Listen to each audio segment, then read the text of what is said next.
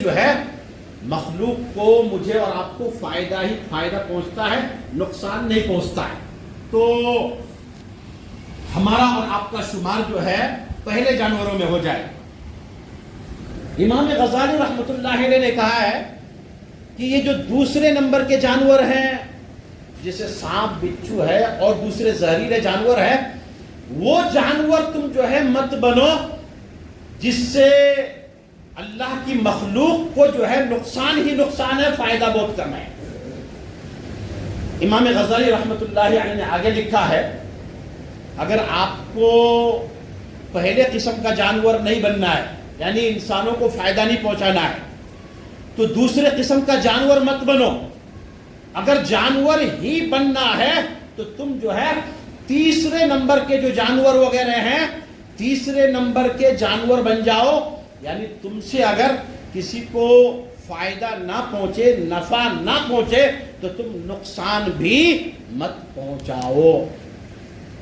تو حضرات محترم، ہمارے پیارے نبی صلی اللہ علیہ وسلم کی پیاری حدیث ہے، المسلم من سلم المسلمون من لسانہ و یدہ، کہ مسلمان وہ ہے جس کی زبان اور جس کے ہاتھ سے کسی دوسرے مسلمان کو اور مسلمان کو تکلیف یا ضرر نہ پہنچے. اب ہم اور آپ یہ اپنی ذات میں ہم اور آپ جو ہے اپنا محاسبہ کریں، اپنی طرف دیکھیں کہ بھائی اپنی زبان سے یا اسی طرح اپنے ہاتھ سے میں کسی کو نقصان تو نہیں پہنچا رہا ہوں.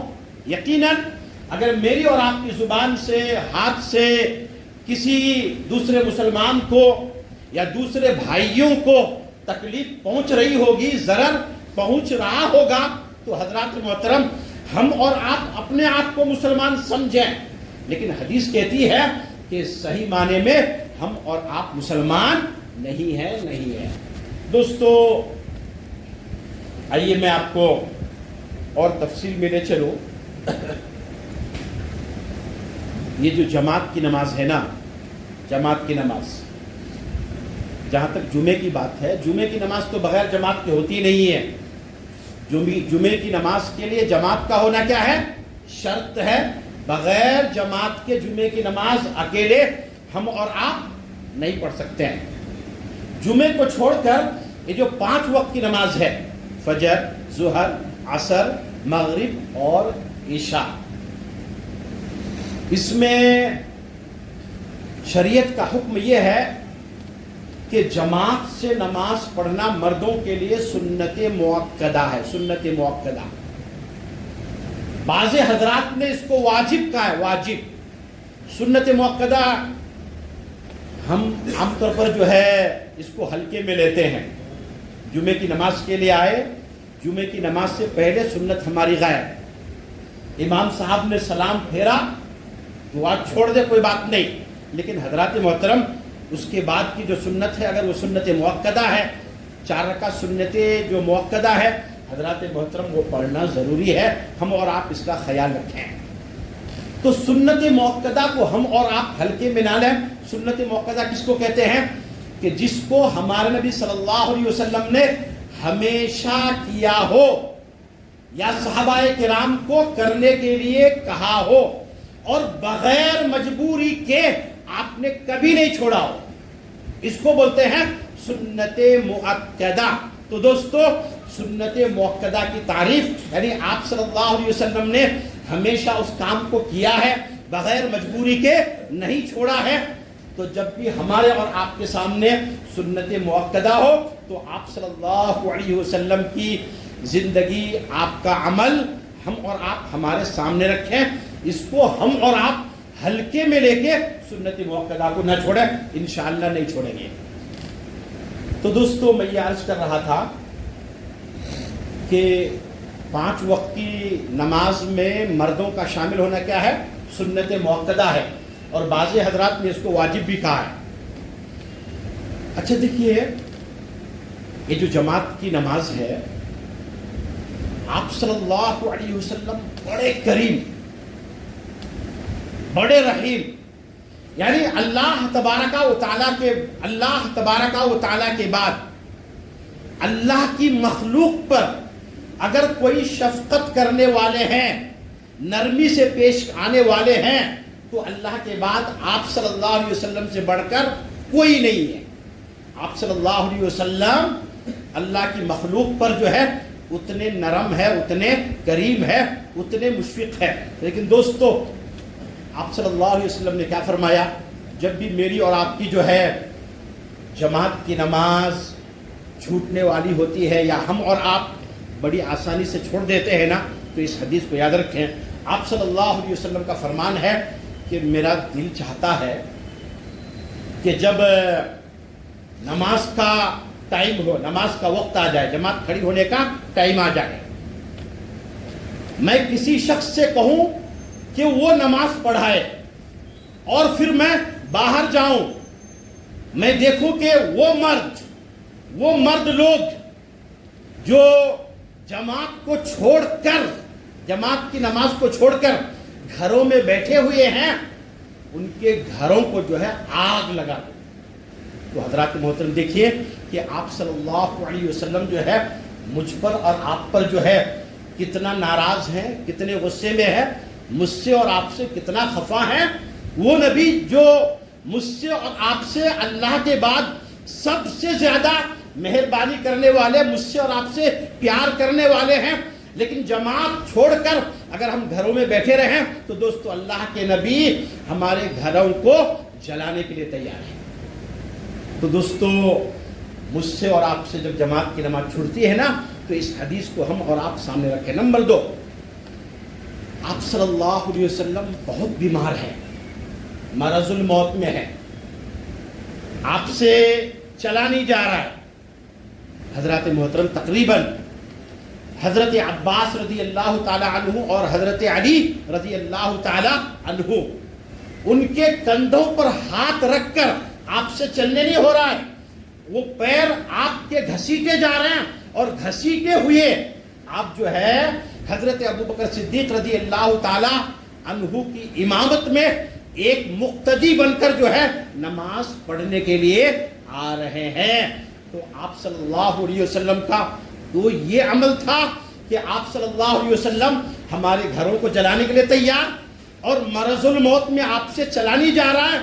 2 صحابی کے کندھے پر ہاتھ رکھ کر گھسیٹتے ہوئے آپ جو ہے حضرت ابوبکر صدیق رضی اللہ تعالیٰ عنہ کے پیچھے نماز پڑھنے کے لیے آ رہے ہیں۔ تو حضرات محترم یہ واقعات بتاتے ہیں کہ ہم اور آپ جماعت کی نماز کو ہلکے میں نہ لیں۔ اور دوستو بات بھی یہ ہے کہ اس میں کتنا نفع ہے۔ اذان ہوئی، ہم گھر میں نماز پڑھ لیں گے، صرف ایک نماز کا ثواب ملے گا۔ اسی فرض نماز کو ہم مسجد میں آ کر پڑھ رہے ہیں، ایک نماز کا نہیں بلکہ 27 نمازوں کا ثواب مجھے اور آپ کو ملے گا۔ گویا کہ ہم نے ایک نماز نہیں بلکہ 27 نمازیں ہم نے پڑھی۔ محترم دوستو، جماعت کی نماز کی اتنی بڑی تاکید اور اتنی بڑی فضیلت کے باوجود حضرات محترم اگر کسی آدمی کو ایسی بیماری ہو کہ لوگ اس کی بیماری کو دیکھ کر نفرت کرتے ہو، ان کو گھن آتا ہو، اس بیماری سے لوگوں کو تکلیف پہنچتی ہو، بدبو آتی ہو، تو حضرات محترم ایسے مصلی کو، ایسے مقتدی کو یہ شریعت حکم دیتی ہے، مذہب اسلام حکم دیتا ہے کہ آپ کے لیے مسجد میں جانا جائز نہیں، آپ کو ثواب نہیں ملے گا بلکہ آپ کو گناہ ملے گا، کیونکہ آپ ایسی بیماری کو لے کر اگر آپ مسجد میں جائیں گے تو مقتدیوں کو گھن آئے گی، ان کو پریشانی ہوگی، تکلیف ہوگی، اور کسی آدمی کو تکلیف دینا یہ جائز نہیں ہے، صحیح نہیں ہے۔ تو حضرات محترم اسی لیے حدیث میں کہا گیا المسلم من سلم المسلمون من لسانہ ویدہ، یعنی جماعت کی نماز کی اتنی بڑی فضیلت، اتنی بڑی تاکید، لیکن اس کے باوجود اگر کسی آدمی میں ایسی بیماری ہو تو حضرات محترم ایسی بیماری کو لے کر مسجد میں جانا جائز نہیں ہے۔ محترم حضرات، وقت کم ہے، ہم اور آپ دعا کریں، ہم اور آپ جو ہے اپنے اندر اس عادت کو ڈالیں، اس طریقے کو ڈالیں کہ انشاءاللہ تبارک و تعالی جب تک اللہ تبارک و تعالی نے حیات سے رکھا، زندگی باقی رہی، یہ زبان سے یا ہاتھ سے کسی مسلمان کو بھی اور کسی اور مذہب کے ماننے والوں کو بھی میں تکلیف، ضرر اور نقصان جو ہے نہیں پہنچاؤں گا انشاءاللہ ثم انشاءاللہ۔ محترم حضرات، آئیے تھوڑی تفصیل میں آپ کو لے چلوں۔ ابھی 25 دسمبر کو جو ہے یہ جو عیسائی لوگ ہیں، یہ جو نصارہ لوگ ہیں، یہ عیسیٰ علیہ السلام کا جو ہے جنم دن مناتے ہیں، جسے وہ لوگ جو ہے کرسمس بولتے ہیں۔ حضرات محترم، علماء کرام کا ماننا ہے کہ پہلی بات تو یہ ہے کہ عیسیٰ علیہ السلام جو ہے 25 دسمبر ہی کو پیدا ہوئے، یہ بات صحیح نہیں ہے۔ لہذا 25 دسمبر کو عیسیٰ علیہ السلام کی پیدائش کو لے کر ان کا جنم دن منانا صحیح نہیں ہے، جب یہ تاریخ ہی صحیح نہیں ہے۔ نمبر 2 پر یہ بات سمجھیے دوستو کہ آج کل کیا ہے، ہمارا اور آپ کا مزاج بن چکا ہے، اگر میں کوئی غلط کام کر رہا ہوں تو آپ بھی دیکھا دیکھی میں جو غلط کر رہا ہوں آپ بھی شروع ہو جائیں گے، یا آپ کر رہے ہیں تو میں بھی شروع ہو جاؤں گا۔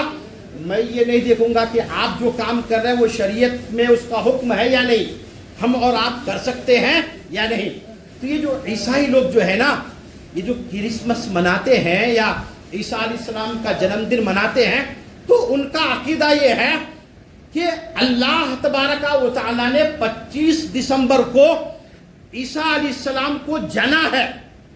عیسیٰ علیہ السلام کو خالی حضرت مریم علیہ السلام کے پیٹ سے پیدا نہیں کیا، بلکہ عیسیٰ علیہ السلام کو عیسائی لوگ جو ہے اللہ تبارک و تعالیٰ کا بیٹا مانتے ہیں، اور ان کا عقیدہ ہے کہ عیسیٰ علیہ السلام کو اللہ تبارک و تعالیٰ نے 25 دسمبر کو جنا ہے۔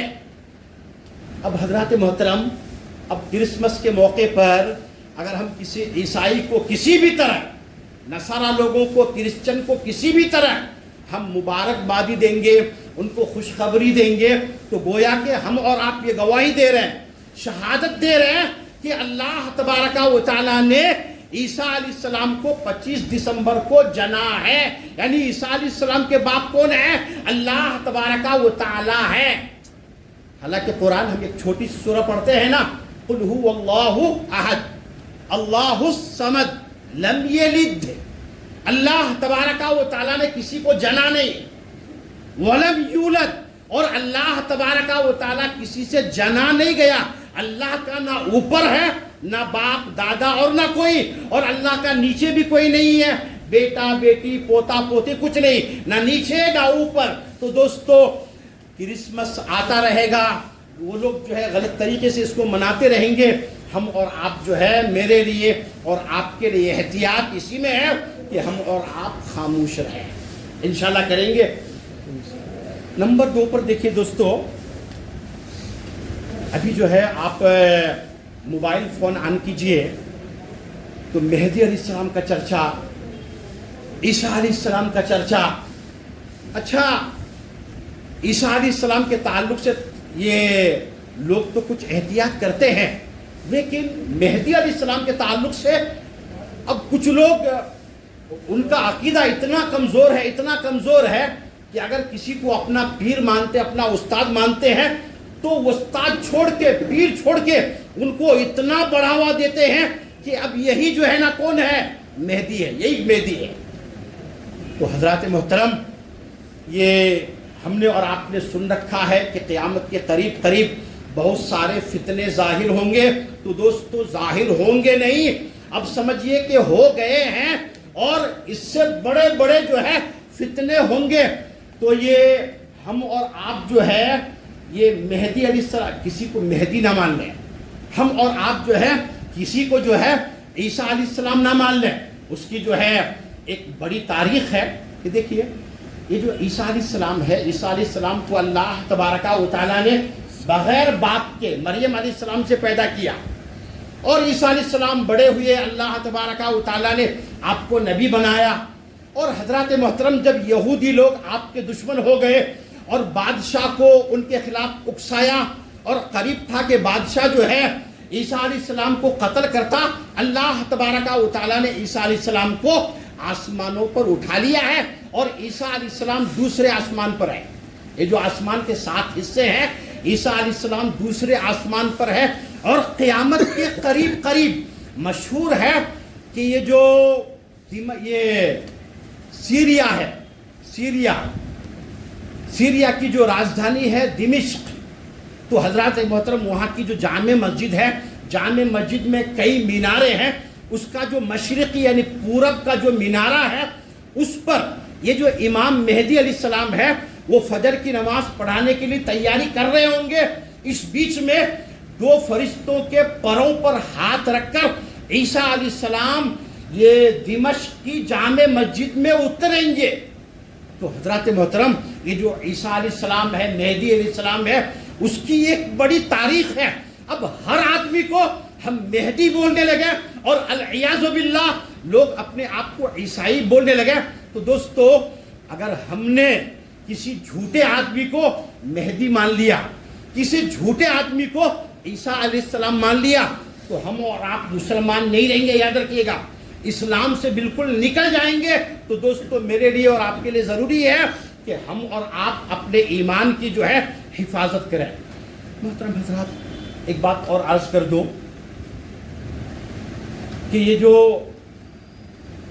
آپ سے عرض کیا گیا تھا کہ یہ جو مہاراشٹر کی اورنگ آباد میں شکیل بن حنیف نامی آدمی نے اپنے آپ کو مہدی بھی کہا ہے، اپنے آپ کو عیسائی بھی کہا ہے، اور دوستو وہ لوگ پرچار کر رہے ہیں، اور خاص کر کے بہار، یو پی، بنگال، راجستھان کے وہ لوگ جو اپنے وطن کو چھوڑ کر، اپنے گاؤں کو چھوڑ کر باہر رہتے ہیں، اور وہ لوگ پڑھے لکھے اتنے نہیں ہیں، عقیدہ کا ان کو عطا پتہ نہیں ہے، تو دوستو یہ شکیل کے لوگ ان کے پاس پہنچتے ہیں اور ان کو جو ہے دعوت دیتے ہیں کہ یہ جو آپ نے سنا ہے نا امام مہدی، آپ نے سنا ہے نا عیسیٰ علیہ السلام، تو یہ کوئی اور نہیں ہے، یہ جو شکیل بن حنیف ہے وہی امام مہدی ہے، وہی عیسیٰ علیہ السلام ہے۔ اس طرح لوگ جو ہے دعوت دے رہے ہیں۔ تو حضرات محترم میں آپ سے عرض کر دوں کہ ہم اور آپ ہوشیار رہیں، ہمارے بچوں کو ہم اور آپ ہوشیار رکھیں۔ اگر اس قسم کا کوئی آدمی ہمارے بیچ میں پہنچتا ہے اور شکیل جو خبیث ہے اس کی دعوت دیتا ہے کہ وہ امام مہدی ہے یا عیسیٰ ہے، تو حضرات محترم پہلے نمبر تو ہم اس سے مباحثہ نہ کریں، ان کی بات ہم سنیں ہی نہیں، ہم ان کی بات بالکل نہ سنیں۔ تو حضرات محترم انشاءاللہ ہمارا اور آپ کا ایمان جو ہے وہ محفوظ رہے گا، اور اگر ہم نے ان کی بات سن لی، ان کے جال میں پھنس گئے، تو دوستو ہمارا اور آپ کا ایمان جو ہے خطرے میں ہے۔ سب سے بڑی دولت جو ہے ایمان اور اسلام ہی ہے۔ اللہ تبارک و تعالیٰ نے مجھے اور آپ کو یہ دولت دی ہے، اور اسی کو لے کر جو ہے مرنا ہے انشاءاللہ ثم انشاءاللہ۔ اور دوستو ان کا طریقہ کیا ہے بولیے؟ جو لوگ جو ہے نا تھوڑا مالی اعتبار سے پریشان ہوتے ہیں، کاروبار کے اعتبار سے پریشان ہوتے ہیں، ان کے پاس جاتے ہیں، ان کو جو ہے یہ شکیل بن حنیف کو مہدی اور عیسیٰ علیہ السلام منواتے ہیں۔ جب وہ مان لیتے ہیں نا تو مالی اعتبار سے ان کی مدد کرتے ہیں، خوب مدد کرتے ہیں کہ دیکھیے کہ آپ جو ہے مالی اعتبار سے پریشان ہو، کوئی بھی آپ نوکری کر رہے ہو، یہ نوکری چھوڑو، ہم آپ کو اتنے پیسے دیں گے، آپ کا جو ہے گزر بسر جو ہے اچھا ہوگا۔ تو حضرات محترم یہ طریقہ کار وہ لوگ اپنا رہے ہیں، العیاذ باللہ۔ ہم اور آپ جو ہے بڑا ہوشیار رہیں۔ تو یہ جو کرسمس کا تہوار ہے اس سے بھی ہوشیار، اور یہ جو شکیل بن حنیف اپنے آپ کو امام مہدی یا عیسیٰ علیہ السلام بولتے ہیں، حضرات محترم اس سے تو بہت زیادہ ہوشیار ہے۔ نمبر 3 پر آج دیکھیے 27 تاریخ ہے، کیلنڈر بول رہا ہے مجھے اور آپ کو کہ آج 27 تاریخ ہے۔ ان قریب جو ہے یہ ہمارا 2024 جو ہے ختم ہونے والا ہے. اچھا دوستو، ہم کو، مجھے اور آپ کو یقین ہے نا کہ اللہ تبارک و تعالیٰ نے پیدا ہونے سے پہلے ہماری عمر کو لکھ دیا ہے کہ ہم کو کسی کو 50 سال رہنا ہے، کسی کو 60 سال رہنا ہے. اچھا دیکھیے، اگر 2024 گزر گیا، جب ہم کیلنڈر کو اتارتے ہیں تو مجھے اور آپ کو خوشی ہوتی ہے کہ الحمدللہ ماشاءاللہ ہم 2024 کے کیلنڈر کو اتار رہے ہیں، 2024 کے کیلنڈر کو لگا رہے ہیں. بلکہ افسوس ہوتا ہے، مجھے اور آپ کو خوشی نہیں ہوتی ہے بلکہ افسوس ہوتا ہے کہ 2024 چلا گیا. تو دوستو، اس میں خوشی نہیں ہے کہ 2025 آ رہا ہے، بلکہ غم یہ ہے کہ ہماری اور آپ کی 1 سال عمر جو ہے نا، اس میں 1 سال کیا ہو گیا؟ گھٹ گیا، کم ہو گیا. تو حضرات محترم، یہ نیا سال شروع ہوگا، ہم اور آپ جو ہے مبارکبادی پیش کریں گے. تو یہ جو مبارکبادی پیش کر رہے ہیں، بھائی آپ کس چیز کی مبارکبادی پیش کر رہے ہو؟ آپ کا سال تو بڑا نہیں، آپ کا سال تو گھٹ گیا ہے. اور اسی طرح حضرات محترم، یہ تو ایک مبارکبادی کی بات ہے. نمبر 2 پر لوگ طرح طرح سے یہ آتش بازی، پٹاخے پھوڑنا، جشن منانا، اچھا سے اچھا کھانا پکانا، اور اس سے بڑھ کر وہاں جو ہے آپ کا یہ Mahatma Gandhi M G road پہنچنا، پھر وہاں دوسروں کا جو ہے دوسروں کی عیاشیوں میں ساتھ دینا. تو حضرات محترم، یہ سراسر جو ہے اسلام کے خلاف ہے. ہم اور آپ وہ کام کریں گے، اسلامی تعلیم جو ہے، اسلامی تعلیم کے خلاف جو بھی کام ہوگا، دنیا والے کرے تو کرے، لیکن ہم اور آپ انشاءاللہ ثم انشاءاللہ نہیں کریں گے. حضرات محترم، اللہ تبارک و تعالیٰ سے دعا ہے کہ میرا مولا مجھے بھی اور آپ سبھی حضرات کو بھی عمل کی توفیق عطا فرمائے. دوستو، ہر جمعہ آپ جو ہے مسجد کے جو اخراجات